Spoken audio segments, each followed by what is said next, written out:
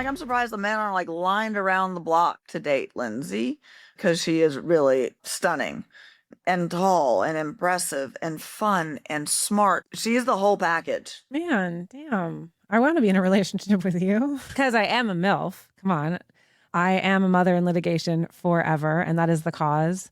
And I am the founding member of the MILF Mafia. So please come and join us in this movement. You're a bear and you want to hibernate. Wouldn't you want another bear in your cave, Michelle? No, I want a fucking lion. Well, we didn't need a podcast to tell us that. That's just It was musings, things I would have told you in therapy. And it was a letter that he would have said to a therapist if I agreed to go to therapy with him for like the 5th time. And it was, I talk about it, I've read it on the show, and it ends with, if you were ugly, you'd be dead. So, you know, as a judge and as a lawyer, like you're looking constantly for those patterns. So somebody doing something one-off, you're like, you know, you can justify it. You could be like, well, they had a bad day. They had all these things, whatever. We're all human. We make mistakes.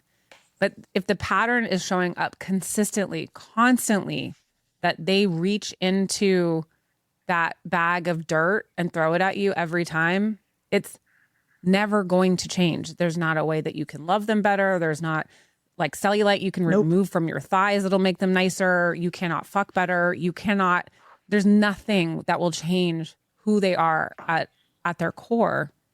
The information shared in this podcast is intended for entertainment purposes only. It should not be considered as professional legal advice or a substitute for seeking professional legal advice. I'm Michelle Locke, and this is Love, Lust, Law. As the host of Bitch is a Bad Word, Lindsay brings authenticity, empathy, and lived experience to every conversation. Having navigated her own journey of healing from domestic violence while co-parenting with her abuser and raising 4 children as a single mother, she creates a safe and compassionate space for survivors to share their stories. Her insight allows her to ask meaningful questions, connect deeply with her guests, and guide conversations with both sensitivity and strength. Through her voice and leadership, Lindsay not only amplifies the experience of the survivors, but also empowers listeners with hope, understanding, and the belief that healing and life beyond trauma are possible. Lindsay, welcome. Thank you. It's my pleasure to be here. Thank you for having me.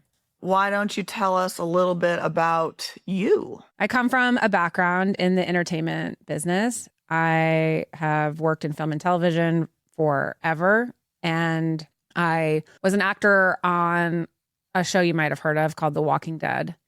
And that's about the time that my story and journey into toxic and domestically abusive relationships began. And I was working in this industry. I was divorced. I had 2 young kids.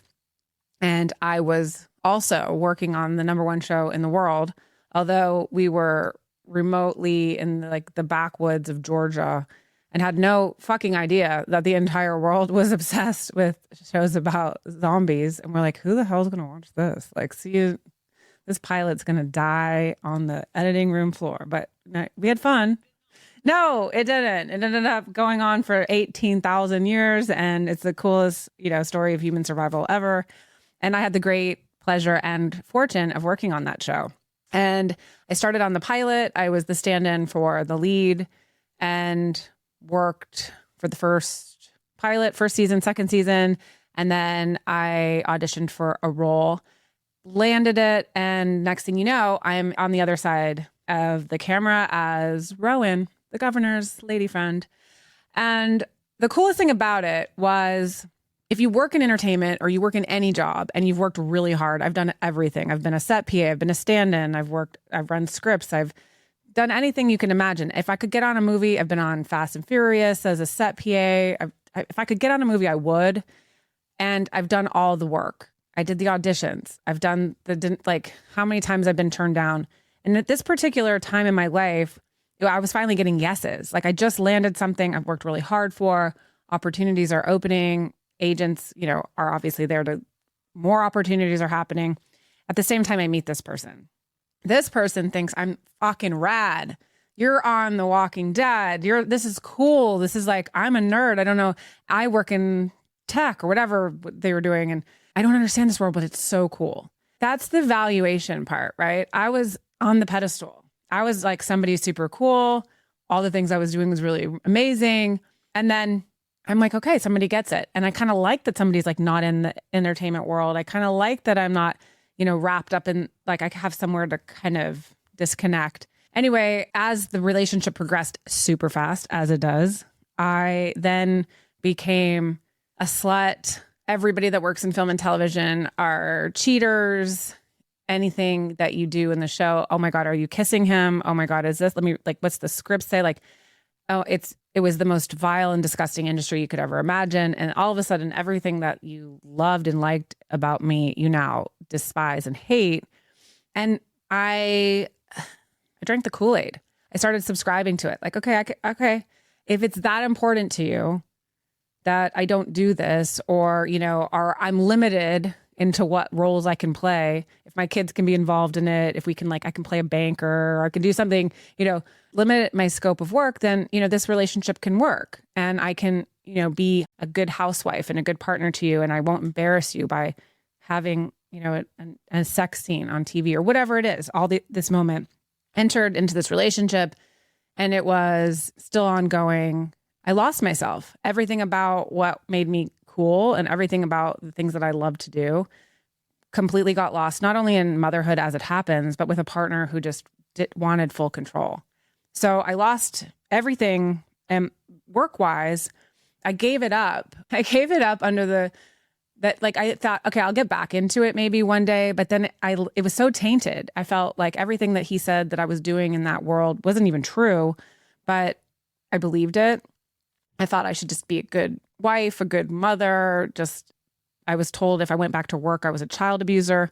So I believed all of those things and spent a long time never working. I was a kept woman, as he would call me.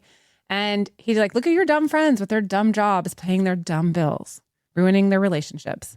You don't have to worry about anything. I have all of your best interests at heart. We're great. We're amazing. We're this. You're kept. You get to do all these things.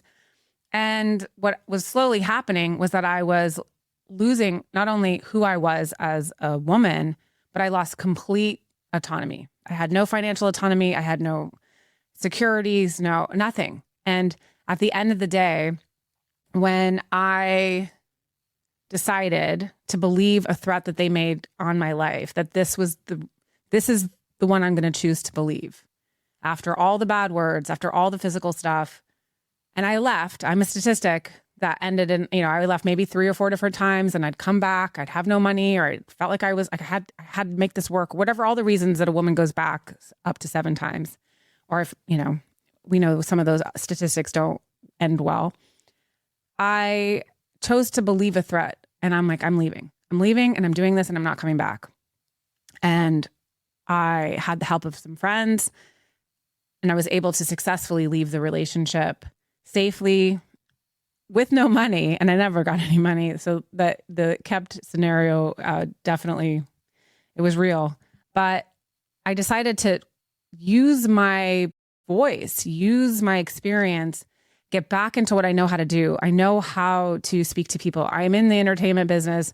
There's something that I can do with this. How do I tell this story so that it doesn't happen to somebody else? Or if it can happen to me, it can definitely happen to you. And then I want to teach you the things that I wish I had known. I want to get you to a place where I've turned my pain into this purpose. And this purpose is, if we can just save one woman from being a dead statistic, then we've done our work. And if I can stop someone who's listening to your show or to my show for just a moment and realize this is a pattern, they're never going to change. I'm going to go now, or I'm going to empower myself, or I'm going to find a way to make a living.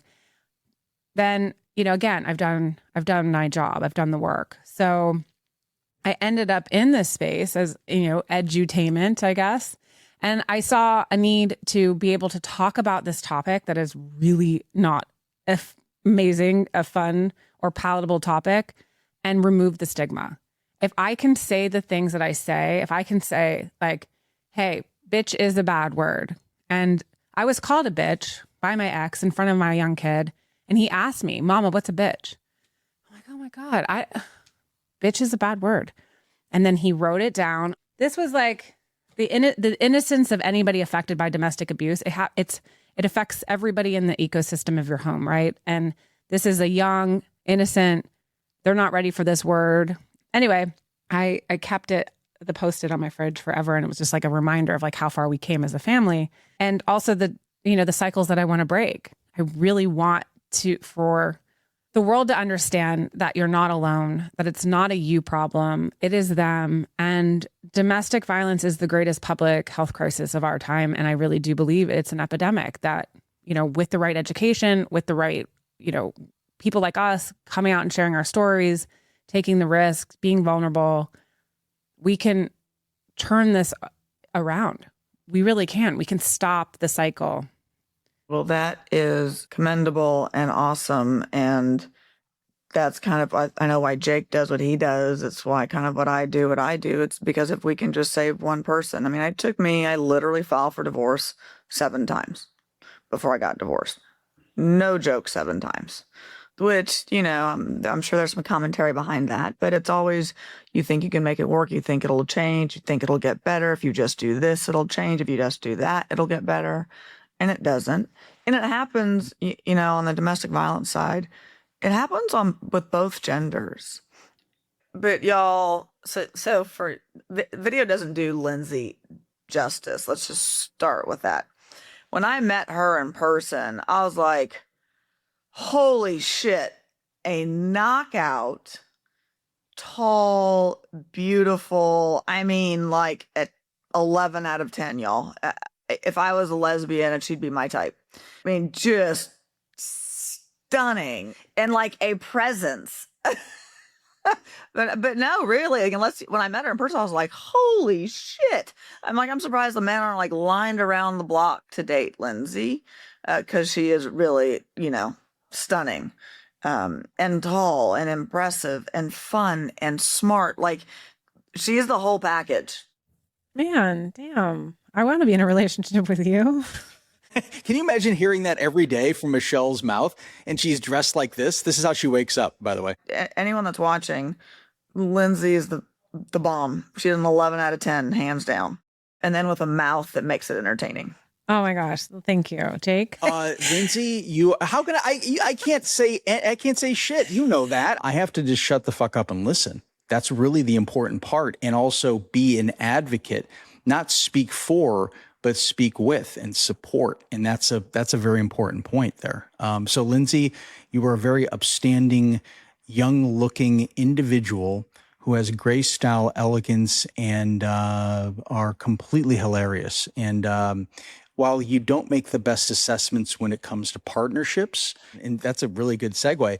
Best story. I would like you to share your perception. You may have forgotten by now, but we haven't. And we discuss it almost every show. You're like, let's roll tape. Which we will. Yeah. Oh, we are now. We are rolling now. I get this is the pre-show. We're let's go back in time machine, shall we? Michelle, put her on the stand. Let's do a cross. I'm not doing a cross. Lindsay scares me a little bit. I'm invoking my Fifth Amendment right. Right. No, I'm going to invoke my First Amendment right, and I'm going to fucking talk about it. So I definitely meeting the two of you. I mean, it was like in the dodgiest place. She's like sending me a pin. I'm like, there's no fucking way that this is right. Like from everything I've ever seen about her, this is not where we're meant to be. And so then we were like locking down everything in our car, because I think we had like a few $1,000s worth of wine in the car. Yes. We were doing some sort of event he was going to. So then we're like, we can't park here. When you want to stay and you want to walk, he's like, hell no, you're not walking by yourself. So we get there and I was like, it just felt like we were walking into like a Godfather scene where it was just, absolutely, I don't know what was going to happen. There's going to be money in the floorboards and there's some guns on the table. Like, that's what I just sort of felt. Instead of a dog under the table. There was a giant dog on the table. The food was like chef's kiss and the company was amazing. And I'm like, met everybody in your circle, like trying to identify where everybody fits in. Like, you have an entourage. And I'm like, what the fuck? Okay, this girl's chick. I really like you. Okay. And then I was trying to identify everybody's roles in my mind. And like, I could only just sort of like deduce like, well, you two must be fucking, because otherwise like there's only like one guy at the table. And And he was I sitting couldn't right think of next to imagining me. He was, and then there was just like an energy, but then so that was my initial gut feeling was like, what's happening here? Who goes? You too effing? We're like, Yeah. and both of us were here we're like, no. Well, it's normally a question reserved for, let's say, a private setting, maybe a cocktail party. But the fact that it was not only in public and that table was kind of almost in the doorway of the restaurant. If you notice, like you kind of walk in the first room you're in, you're just kind of, oh, hey, I've got 30 other dinner guests surrounding me or whatnot. So I almost thought it was really interesting. That was kind of like the first introduction. And I admire that. And I was very curious about what your sort of perception was of that. Now I get a little more clarity on it. Yeah. I mean, that was like, I was just kind of reading the room or just trying to understand. And again, like as a storyteller, I love the idea of just like, okay, let's just put everybody's piece, like play their pieces, which I will tell you sometimes really works in my favor or other times it doesn't. And when it doesn't, I end up in relationships with people who I've made a story in my mind that they are one way. And then I'm completely blindsided by my own fairy tale because they end up being the people that, I talk about on my show. So I really need to stop. I need to stop doing it because it's clearly my picker is fucking wrong. And it's not. I don't think it was wrong. It's intuitive. You picked up on the energy because Jake and I definitely have a yin and yang back and forth. Yeah, absolutely. But definitely not the sexual kind. No. Like I love Jake, So but once not I that learn way. the dynamic, then I'm like, yeah, that makes sense. You have to have that like lusty energy for there to be like a good working dynamic where like things want to flow. I was just flowing and I was thinking like downward flow versus like mind flow. So it was Downward wrong. flow. I like that description. Downward flow. I may have to use that. I just made it up. I like that as downward Oh my flow. gosh. Yeah. Yeah, that's actually, are you my downward flow or my upward flow? Right. Let's check it I out. like either or. Michelle's all over the place. Michelle goes both ways. Michelle's picker goes like this. It's like the Gilligan's Island opening, the ship thing that spins and spins. Yeah, my picker is Yes. unbelievably broken. But I'm working on making it better, right? Like you learn from your mistakes, hopefully. You are. Hopefully. We do. Hopefully we evolve. Hopefully, right? I mean, you are a bombshell. And I had the pleasure of like seeing you in all different capacities as like in just 24 hours. And I'm like, damn, this woman, I want her to be my bestie. But you're stunning and you're funny, but you're like the whole package, which is amazing. And I think that conversation in your kitchen, I mean, you were like, you hide behind the hat, which I thought was an interesting thing. So I was like, yeah, I do. Well, because I am a MILF, come on. I am a mother in litigation forever, and that is the cause. And I am the founding member of the MILF Mafia. So please come and join us in this movement.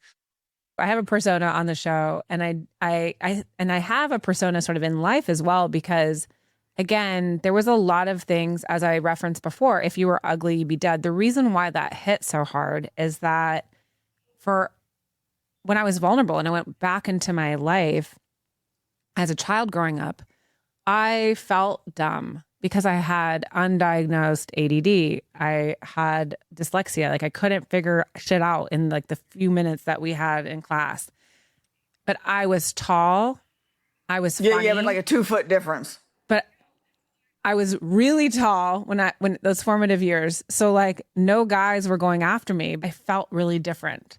And so all other people, older people would say, you're so beautiful, you're beautiful, you're beautiful. And like my mom had me in like catalogs and like doing modeling or whatever shit. So I was like a guest, but in my real life, everyday life, I wasn't getting asked out.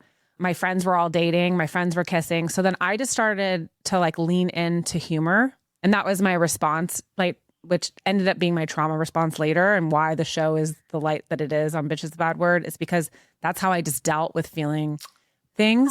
So I was always the funny one. I was like the funny friend. And like one year I got asked out by a kid named PJ Lamont. Wherever you are, you really helped me grow as a young middle schooler or whatever else. He asked me to a dance, and he is the shortest kid in the class. He's so small.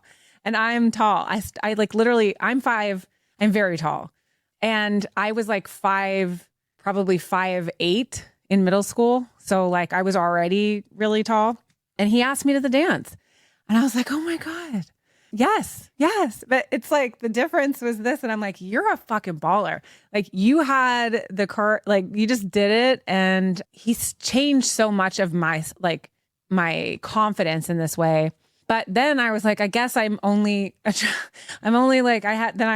it shifted. Like I can't go for this guy. I'm going to go, I always just sort of like, I got to stay in my lane or sort of, anyway, I'm not saying it because he's short. Maybe he's grown into himself. I have no idea. I've never seen him again, but my standard was set in such a way. So I say all this to be like, I never felt when someone said I was pretty, I was like, that's because they think I'm dumb. Because I struggled in school, I was like, oh God, I'm only the pretty person. I'm only the funny person. I'm not the smart person. And I'm really smart. I just had to learn how to learn. And I am a visionary and I'm a really good CEO and I'm a really good, like all the things. But for so long, I had this just really bad confidence.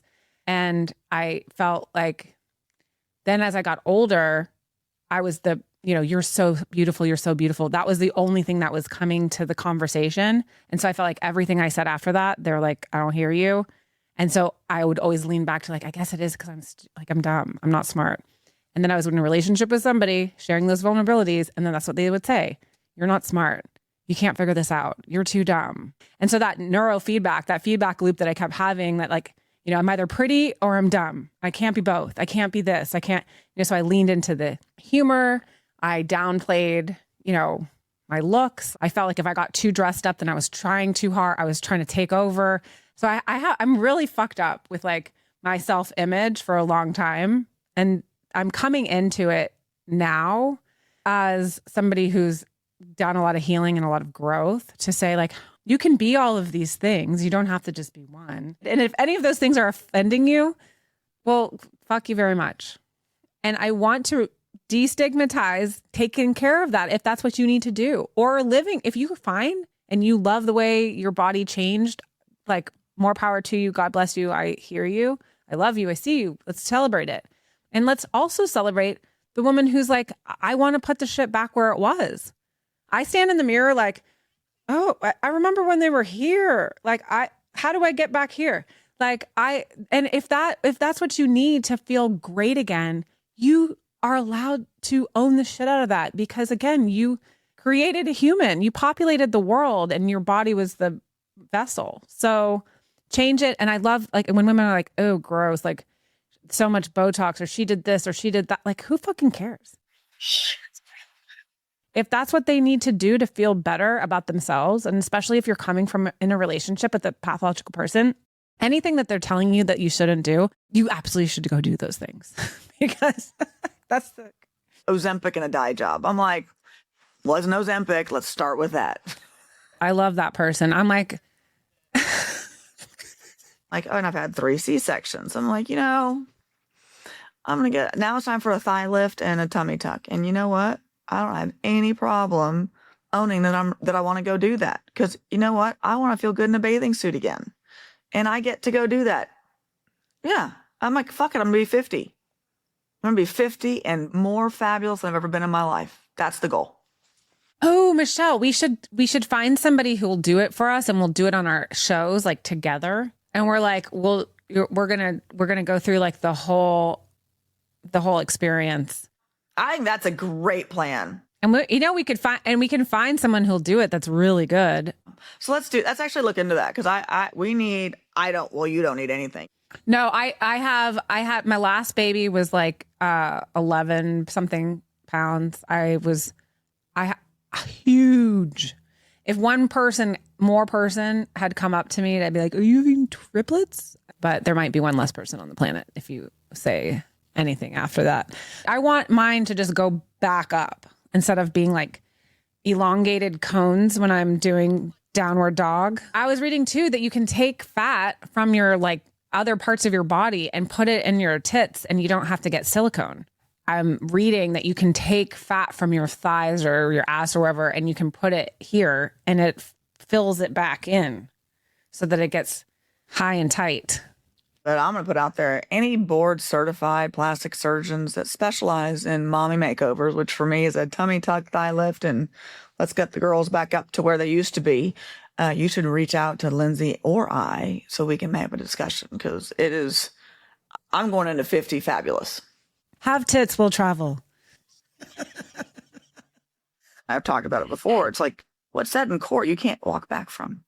I had one once where they said that it had to do with her cellulite on her thighs. Had more cellulite on her thighs than hail damage that Kansas City had. Like something like that in court. And I'm like, wow, that's next level of hatred of who you're with. If you're comparing their cellulite to hail damage in Kansas City. Jesus. When you bring geography into your body parts, you know that that's the point of no return. Seriously, like I've got the XYZ the size of Texas.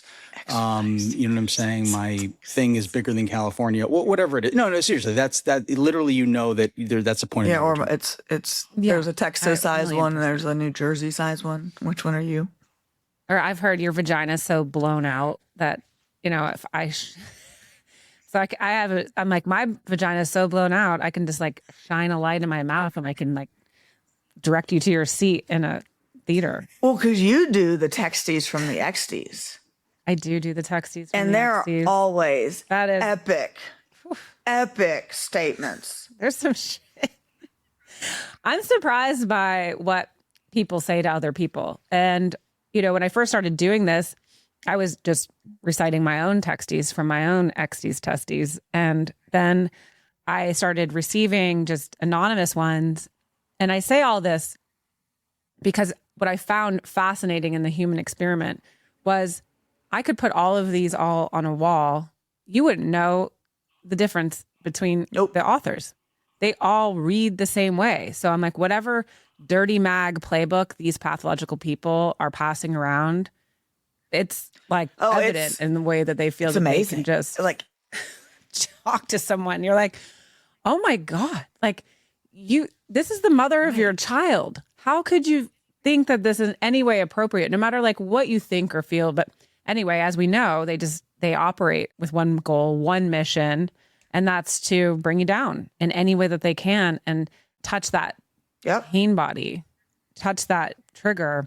And oftentimes, or I would say almost 100% of the time, it's a trigger that you alert them to, right? They are taking inventory of you. You're sharing your deepest moments. You're being so vulnerable. You're sharing, you know, all of your fears, all of the bad, your body count, all the things. You're like, as you're getting to know, and they're like, please just tell me more so I can put it in my narc vault that I can later withdraw from, weaponize it, and use it against you like a freaking sharp tongue that they have. And the entire goal is to keep you down. The entire goal is to make you devalued so that you feel there's nobody better. Like, I'm so lucky that you're wanting to swim in my blown out vagina. So I guess this is the best I can What's the worst one that you've read? One of the worst ones that I've ever read was it was a relationship between a married couple. So they're still married and they're both litigators. They're both, he's higher up in whatever he does or whatever court he rules in. And she stopped working to raise the kids, but then they were still legally married. And then they were having to still work together for a little while. And he sends the most heinous shit to her. Yeah, because lawyers are really good with words. And if they're a litigator in particular, they know how to basically slice you up with words very effectively. Yeah, I feel like, if I can find it quickly, but, you know, it's like this man, he kept it. I mean, she's like sent me dozens because he keeps sending her these messages, just literally like attacking her as a mother, as a person. And then I'm like, and then you have to go to work together.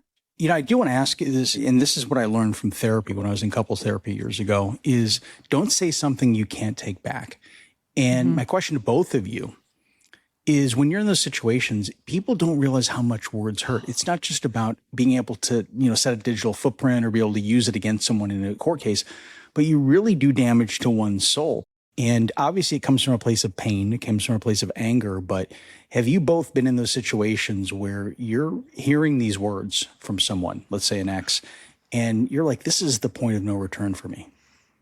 I'll let Lindsay go first. Yes. I mean, you can't unring the bell, right? So it's like, that's how I look at it. And what happened in my personal situation was that the things that were being said to me were so triggering because I was in a state of confusion.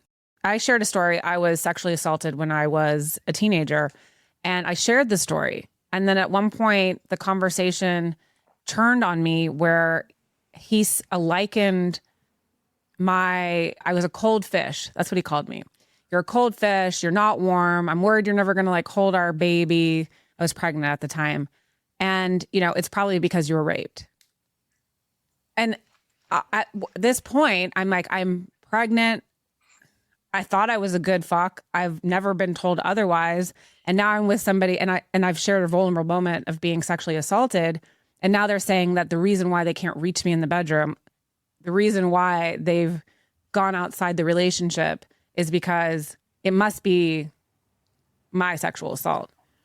That's the next level of twisted and, psychological warfare that it sat with me for so long. And then of course, every single time we were intimate, that came in my head. Like all of a sudden now I had worked through my trauma. I had put that, I worked really hard to come to terms with what had happened when I was a kid. And I was okay. It wasn't something I thought about every day. It was just something I shared in a moment when you are, getting to know somebody. And like now I share it with the world. I'm like, maybe I shouldn't tell anybody. But no, I've shared it with the world because, sexual assault is real. And the work that comes with that for anybody who's been a victim is so tremendous. It doesn't define you, but for somebody to be able to weaponize that and use that to truly devalue you so they can control you further is disgusting. And then I think the next one that sat in my head for a really long time because it was in the same conversation. It was musings, things I would have told you in therapy. And it was a letter that he would have said to a therapist if I agreed to go to therapy with him for like the 5th time. And it was, I talk about it, I've read it on the show, and it ends with, if you were ugly, you'd be dead. And like, how do you can't unhear that. You can't unread that. You can't change that. And if somebody is so willing, and why I do texties from the exties is that like someone's willing to put this in print, essentially, right? So you can't ever unsee it. You can't ever unfeel it. You can't ever unhear it. And so that's not your person. Like that should be so far away from the person. And the second that you hear this, and I think that victims of domestic violence especially become desensitized to the shit that they're being told, and like being called a cunt or a bitch or a whore is just sort of normal. It's just about like being called honey, sweetie, baby. And the desensitivity behind it is like, that's what I really want women to hear. It is like, I want to empower you because no one should be talking like that. Because the second you become desensitized to that and it becomes the norm, their level of abuse is going to tick up because you're no longer being affected by the bad words. They're going to start pushing you. They're going to start getting physical with you. That's just inevitable because they need to level up their game and they need to level up that dopamine hit that you're no longer giving them because you're desensitized to the shitty words. Oh no, you are. Words. You become so used to hearing that you're terrible. And then I love the apology afterwards. Oh, it's just things said in the heat of battle or the heat of the argument. I didn't really mean it. I'm like, no, you meant it. You meant every bit of it. Now you're trying to, it's like, when you get drunk and you say, oh, I don't remember, I was drunk, right? I said it and I was drunk, didn't mean it. And the alcohol just gives you just reduces your inhibitions for you to actually say the truth. But yeah. It's true. The alcohol didn't make you an asshole, or he didn't make you say it.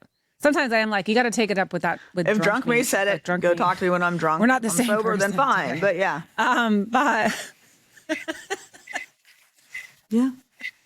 No, but that doesn't excuse anybody's behavior. And listen, I mean, what we want to alert women, especially, I mean, or anybody in a relationship like this, it's time on attention, right? It's the patterns, as a judge and as a lawyer, like you're looking constantly for those patterns.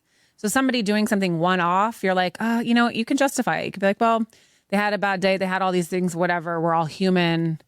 We make mistakes. But if the pattern is showing up consistently, constantly, that they reach into that bag of dirt and throw it at you every time, it's never going to change. There's not a way that you can love them better. There's not like cellulite you can remove from your thighs that'll make them nicer. You cannot fuck better. There's nothing that will change who they are at their core.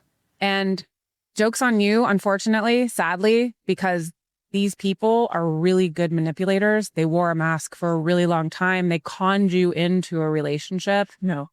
And into a mindset and a belief setting that they were the guy, the one, oh my God, he's obsessed with me. He can't stop talking to me.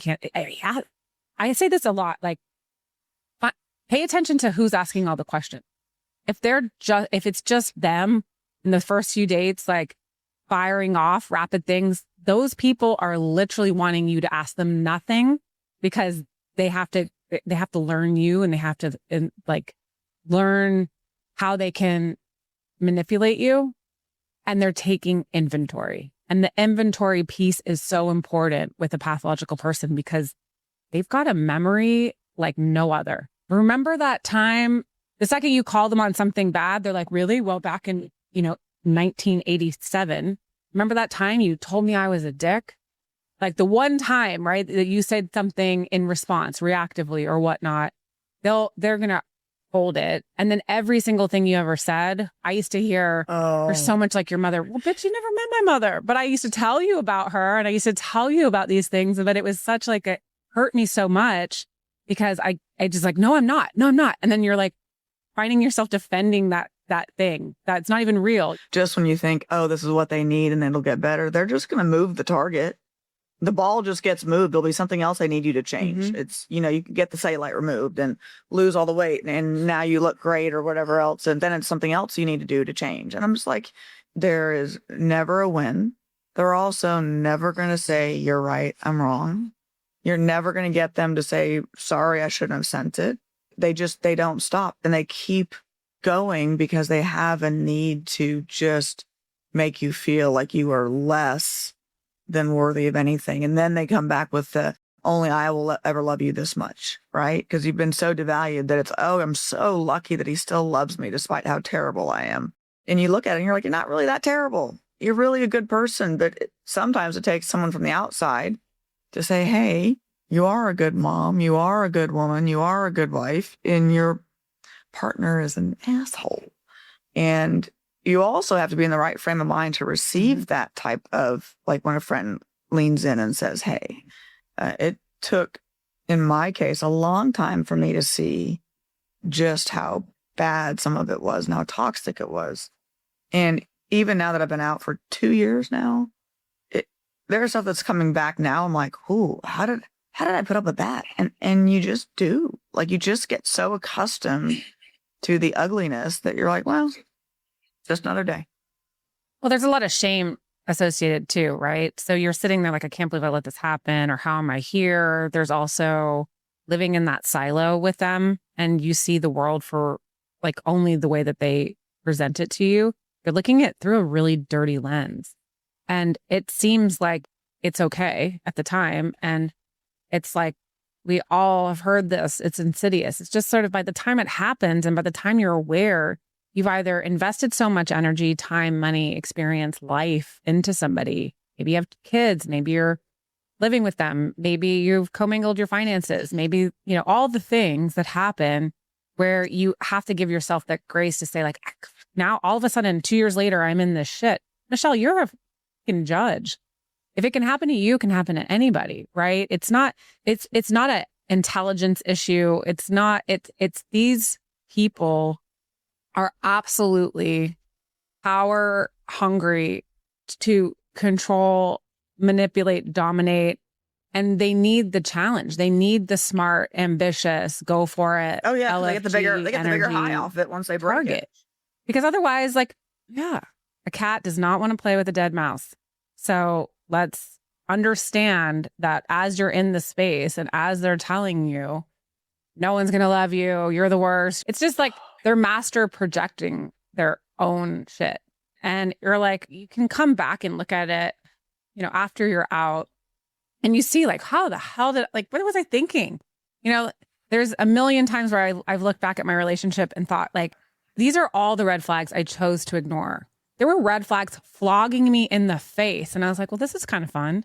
And if you're an empathic person, which is another target they look for, you really do believe that you will be different. And the ex was crazy and she was a bitch. And oh my God, I believe everything he's saying. I'm not that person. I'm fucking rad. Like, yeah, I can love you the way you need me to love you. Oh yeah, you think you can do it? Yeah. That she was crazy. I'm so sorry. She wasn't crazy. So my question, Jake, that I still have to go back to is what is cuffing? Sorry. I want Lindsay to describe what cuffing. You know what cuffing season is, Lindsay? Cuffing season. No. Wait, you don't? Oh my God. I don't think so. I mean, I can make an educated guess. Well, you know what? I'd like to hear what that educated guess is, and then I'll tell you the accurate answer. Cuffing. Well, so I think of cuffing as like rolling up something. Oh, see, I think of handcuffs. That's immediately what I go to. Oh, see, I was, and then, yeah, I guess you're. Well, is it like? Michelle's, is it Michelle's tied thinking down? of bed romantics, but that's where her mind normally goes. But I will say this: it's actually a little more romantic than that. Not to say that handcuffs can't be romantic in the right setting, but they can be romantic in the right setting, or the wrong setting too. To be fair. I will tell you what, according to the most accurate source online, Google AI is. Cuffing season.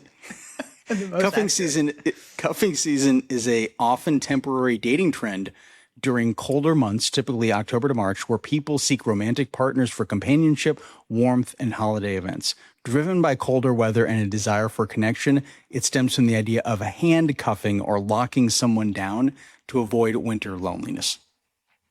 Okay. So I do like the, lock and get someone on lockdown. I like that, but that's a terrible name for it. They should come up with something else. No, it's like, it should be like fire season or like something, you want to like. It's like keep me warm season. Yeah. Well, the whole thing is it's a little bit disciplinarian when it comes to like, there's almost an authority angle to it, right? I'm going to cuff you. I don't consider that. I'm going to cuff you is like words that get whispered to me. I'm like, okay, let's lock the doors and pull down the shades. What he does. Oh, well, Michelle's cuffing season is never leaving the bedroom, but we'll move on beyond that. Dude. Well, when your boyfriend is in law like enforcement, those handcuffs come in kind of handy. I know. I have FOMO sometimes of Michelle's love life. I'm like, for fuck's sake, I have 4 kids. Like, I'm barely squeezing it in. Like before someone's asking for juice or a sippy cup. It's kind of latching onto somebody. Like, it's like, think about this. You're a bear and you want to hibernate. Wouldn't you want another bear in your cave, Michelle? No, I want a fucking lion. But we didn't need a podcast to tell us that. No. I don't know about bears. I think there's already a show like that, 2 bears, 1 cave. There is. That's already been taken. Michelle's life is cuffing season. Oh my God. Her entourage is her cuffs. I don't know. Yeah, I don't. No. I'm trying to No, minimize. each one of your entourage members serves a purpose for your life. Let's be fair. You have teams around you. I have very good people in my life, but it took a while to get a good group of people in my life. Like it's not.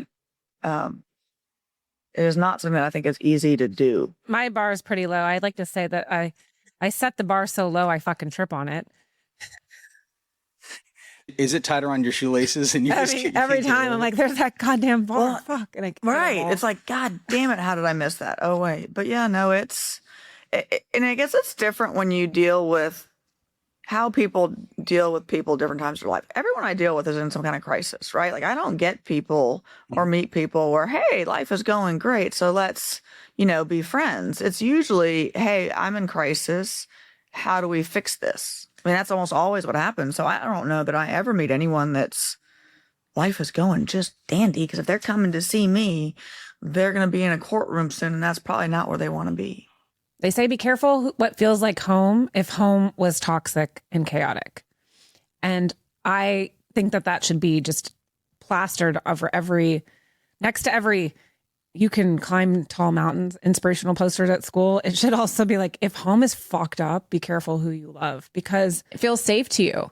And I say this to women a lot, and I really want to reach like a younger woman too when you're in the initial dating cycles and the first few dates, because your body, we are so attuned. We are an instrument. We are energy. If that's all, like, I'm not trying to get all woo woo, but we're energy, and you're going to attune to certain people. And when someone makes you feel off, what women are confusing when the signals are crossing with like romance and Disney love and all the things that we've been indoctrinated with is that those butterflies in your stomach are literally your nervous system telling you to fucking run. And we're confusing it. We're like, oh my God, I want to barf every time I see them. I must love them. You're going, wait, what is it? And then the safe person is boring AF. You're not feeling anything. So if you grew up in a relationship in your household where the dynamic was toxic and chaotic, you are going to resonate with that. That's going to feel familiar to you. And you're going to be like, oh, this must be love. And the person who is not that, who isn't making your body feel those things, they're going to feel very, very, very boring. And it's going to be something that you're going to have to work through. But that's the safe person. That's the person who is not lighting up your nervous system, telling you to run. But when you've done it for so long, you're like, I guess this person like really loves me when they yell at me. I guess this person, because like however you received love or however you were trained to feel, when you receive it as an adult or someone being like, just, what do they call them? Like sideways comments, or like somebody where they're just sort of saying like, well, I'm not meaning to offend you, like, or backhanded comments. Yeah, you got your mama's thighs, or like something, whatever it is. Those, excuse me, I drink milk and I'm really trying to believe that I'm not allergic to dairy, but fuck, it keeps showing up. So I girl loves a flat white, but I'm like choking on a D. So I really think it's important to understand the childhood connections. So what you grew up at home, you need to realize that those pathological people show up again in your life. And that's where the work and the onus is on us to do the work. And the person who is on the other side, who you're like, oh, they had a tough childhood, or, they're only mean because people were mean to them. No. We're not doing that. We're all grown ass people. We need to take care of our grown ass selves and fix those childhood wounds. That mama wound, that daddy wound, there's no excuse for it now. There's no reason to bring that and recreate it in your life, because you do. I mean, but generally speaking, you look at when you get in a relationship and get married, you're young, you're in your 20s, maybe or early 30s, and you still feel that, oh, the excitement's supposed to be there. Oh, it's supposed to have the butterflies. No, you're not. Like when you're with a person that you are safe with, you can breathe. And it's like, and then you get to be yourself. And being yourself is, because when you're with the person that's like the narcissistic, abusive, gaslighter, you don't get to be yourself. And in fact, you lose who you are. And you lose who you are pretty quickly. And then when you get out, you look back and go, what? And you had just recreated your childhood because you saw either your mom go through it, your dad go through it, and you recreate it because that chaos, you learned how to operate within as a kid. You learn how to operate within those relationships as an adult because you managed it as a kid and did just fine. Although you didn't do just fine. I say this to anybody who's listening, who's going through a toxic relationship or is in abuse, that you can break that cycle. I literally just had two thoughts. I'm either going to teach my children that this is the relationship that they should be in and how they should treat their partner and accept that. And they're going to accept it because I'm accepting this and I'm modeling that, or they're going to be this person. They're going to turn into the abuser. One of two things are going to happen. So I have to make the decision right now to completely abandon the idea that, breaking up a family is bad. we are unsubscribing from that notion. If you are in an abusive, toxic, bad, it's just not working relationship, you're not doing anybody any favors by sticking around until they're 18 or out of the house or whatever the fuck. We're done. Healthy kids thrive in healthy environments, whatever that may look like. And you remove the toxic, everything will change. But you have to come to that understanding, right? That it's okay. And you're not a spinster and you're not divorced, the big D. Like, no, we're good. Kids thrive in healthy environments, and staying until they're 18 and out of the house, or 18 and graduating, is usually not in their best interest, because you're modeling behavior that they will end up doing down the road anyway. You're either teaching them how to be treated as an individual, or you're teaching them how to treat other people, whether that's good or bad. And getting out, everyone's like, well, single parent household. I got to tell you, sometimes those kids are so much better off than the ones that stay married, because they're not exposed to the consistent and everyday toxic behavior. Like, that's probably one of the biggest mistakes I made. I didn't get out sooner. The same person who won't hold the baby for 5 minutes so you can take a shower is the same person screaming 50-50 custody in fucking court. So like, this and you can do it. I would much rather, I used to rehearse things I would say to my partner like a child. And this is my partner. And I would be like, I'm going to think about like what mood, read the room. What's the mood? What's the temperature? What's happened? What's their day like? A million things I'd have to like a CVS receipt of things that I would have to be in line in order for me to say, I think I want to spend some money on something, or I have something I need to tell you. I want to go to art class, or whatever it is that I want to do for myself. I was rehearsing it and thinking all the ways, and oftentimes I would abandon the question or whatever. But that was real. And then the mental load that I had and all the ways that I was dealing with, like if that my job was the mom, that meant all encompassing, no help from them or whatever. If your partner is telling you that they're going to babysit your own kids, red flag. I have to babysit the kids tonight. What? So there's all of these things that you're like, okay, now I can say this because I know. They're your kids. You help make them. I feel so much better as a single mother without some angry man in my house. Like, I'm good. And I'm like, it is so nice. And I'm like, I am more than happy to stay in that environment. It is night and day different. And I'm not feeling any extra work. In fact, I feel less work because I'm less drained. The mental load is gone. The physical stress is gone. And then what you have is just the things you were doing anyway. Being the mom, doing the pickups, doing the laundry, getting the groceries. When you can do all of that without somebody telling you you're a rotten cunt, you can do all things. You're a fucking baddie. You can do hard things. Lindsay, I know our listeners are going to want to know where to find you. So why don't you tell them where they can find you? You can find us on any streaming platform, Apple, Spotify, anywhere you get your shows. We are Bitch is a Bad Word podcast. And on Instagram, I answer all our Instagram DMs personally. It's at Bitch is a Bad Word pod. TikTok and YouTube is Bitch is a Bad Word. I drop my episodes every Tuesday and Thursday. I have a show called Bitch Sesh where I just highlight survivor stories and they come on and share anonymously. And if you want to send me your texties from your exties, I will read them on the show. You can DM them, text them to 331 bitches, and we can share stories together. Stitch and bitch. Thank you for joining us on today's episode of Love, Lust, Law. Want to reach out or find out more about what's going on with me? You can follow me across social media platforms at Attorney Michele Locke. You can also send me an email to hello@michelelocke.com. Just remember, Michelle is spelled with one L. Thanks to my mother, Margot, with no T. Have a great one.